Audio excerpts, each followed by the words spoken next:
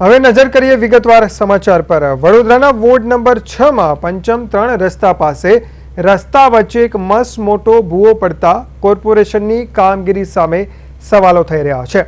આ જોખમી ભૂવાને કારણે વાહન ચાલકોમાં ગભરાટ ફેલાયો। સ્થાનિકોનો આક્ષેપ છે કે અગાઉ પણ આ જ જગ્યાએ ભૂવો પડ્યો હતો, પરંતુ તંત્રએ યોગ્ય સમારકામ ન કર્યું, જેને કારણે ફરી ભૂવો પડ્યો છે।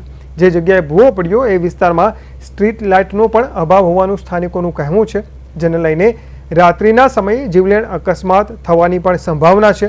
ત્યારે આ ભૂવાનું વહેલી તકે સમારકામ કરીને જવાબદાર અધિકારીઓ સામે કડક કાર્યવાહી કરવામાં આવે તેવી સ્થાનિકોની માંગ છે।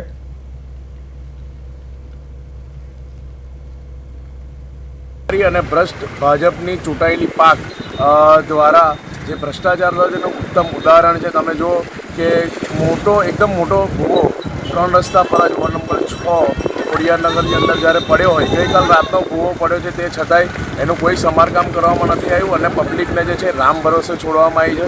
તમે જો 3 રસ્તા પરથી જ્યારે વાહનો અવરજવર થતા હોય તો ગઈકાલ રાતનો ભૂવો પડ્યો હોય તો પણ એનું સમારકામ કરવું એ માટે અધિકારીઓ તસ્દી લેતા નથી। તો વહેલી તકે અમે અધિકારીઓને અનુરોધ કરીએ છીએ કે તમારી જેટલી પણ તમે ભ્રષ્ટાચાર કરતો એ વાત હોય એ ઠીક છે, પણ તમારે જ્યારે આ રીતે રોડ પર ભૂવા પડ્યા હોય તો લોકોનો જીવ જોખમમાં ના મૂકી આ કામગીરી જલ્દીથી